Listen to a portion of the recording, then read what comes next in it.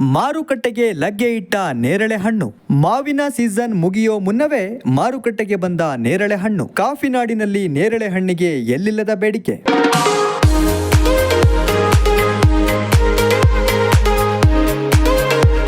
ಆಯುರ್ವೇದಿಕ ಅಂಶಗಳುಳ್ಳ ನೇರಳೆ ಹಣ್ಣು ಮಾರುಕಟ್ಟೆಗೆ ಲಗ್ಗೆ ಇಟ್ಟಿದ್ದು ಬೆಲೆ ಮಾತ್ರ ದುಬಾರಿಯಾಗಿದೆ.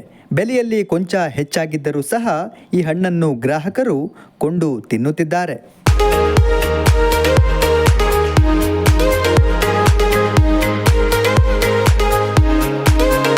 ಸಕ್ಕರೆ ಕಾಯಿಲೆ ಇರುವವರು ಈ ಹಣ್ಣನ್ನು ತಿನ್ನುವುದರಿಂದ ಕಾಯಿಲೆ ಕಡಿಮೆಯಾಗುತ್ತದೆ ಎನ್ನುವ ಕಾರಣದಿಂದ ಖರೀದಿದಾರರ ಸಂಖ್ಯೆ ಹೆಚ್ಚಾಗಿದೆ.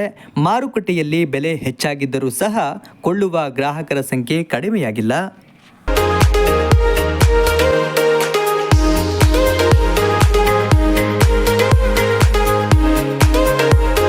ಮಕ್ಕಳಿಗೆ ಇಷ್ಟವಾಗುವ ಈ ಹಣ್ಣನ್ನು ತೊಳೆದು ಉಪ್ಪು ಬೆರೆಸಿ ತಿಂದರೆ ಅದರ ಸ್ವಾದವೇ ಬೇರೆ. ಕಳೆದ ಬಾರಿ ನೇರಳೆ ಹಣ್ಣಿನ ಬೆಲೆ 1 ಕೆಜಿಗೆ 120ರಿಂದ 150 ಇತ್ತು.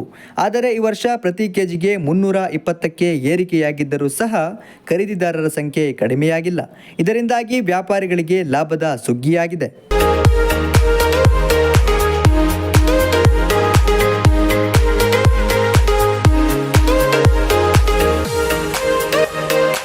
ಮೂಲವ್ಯಾಧಿ, ಪಿತ್ತ ಜನಕಾಂಗ ತೊಂದರೆಗಳಲ್ಲಿ ಪರಿಣಾಮಕಾರಿಯಾಗಿ ಕೆಲಸ ಮಾಡುತ್ತದೆ. ಈ ಹಣ್ಣಿನಲ್ಲಿ ನೈಸರ್ಗಿಕ ಆಮ್ಲೀಯ ಪದಾರ್ಥಗಳಿದ್ದು ದೇಹದಲ್ಲಿ ಜೀರ್ಣಕ್ರಿಯೆಗೆ ಅನುಕೂಲವಾಗಲಿದೆ. ಪಿತ್ತ ಜನಕಾಂಗ ಕಾರ್ಯವನ್ನು ಉತ್ತೇಜಿಸುವಲ್ಲಿಯೂ ಸಹ ಸಹಕಾರಿಯಾಗಿದೆ ಎಂಬುದು ವೈದ್ಯರ ಸಲಹೆಯಾಗಿದೆ.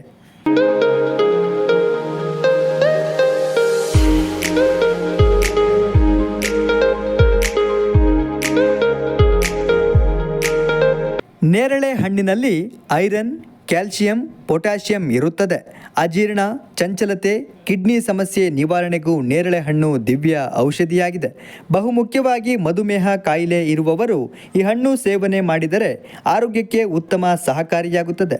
ಹಣ್ಣು ಸೇವನೆಯಿಂದ ರೋಗ ನಿರೋಧಕ ಶಕ್ತಿ ಹೆಚ್ಚುತ್ತದೆ.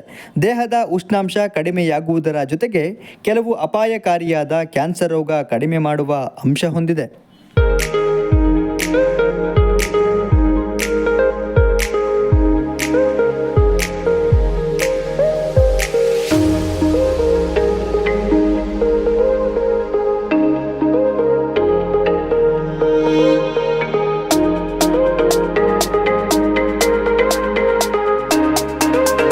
ನೇರಳೆ ಹಣ್ಣು ನಮಗೆ ತುಂಬಾ ಇಷ್ಟ. ಪ್ರತಿ ಬಾರಿ ಸೀಸನ್ನಲ್ಲಿ ತಪ್ಪದೆ ನೇರಳೆ ಹಣ್ಣನ್ನು ಖರೀದಿಸಿ ತಿನ್ನುತ್ತೇವೆ.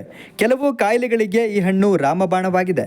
ವರ್ಷಕ್ಕೆ ಒಂದೇ ಬಾರಿ ಸಿಗುವ ನೇರಳೆ ಹಣ್ಣು ಮತ್ತು ಇದರ ಬೀಜ, ತೊಗಟೆ ಪುಡಿಯಿಂದ ತಯಾರಿಸಿದ ಜ್ಯೂಸ್ ಕುಡಿಯುತ್ತೇವೆ ಎಂದು ಸಾರ್ವಜನಿಕರು ಹೇಳಿದ್ದಾರೆ.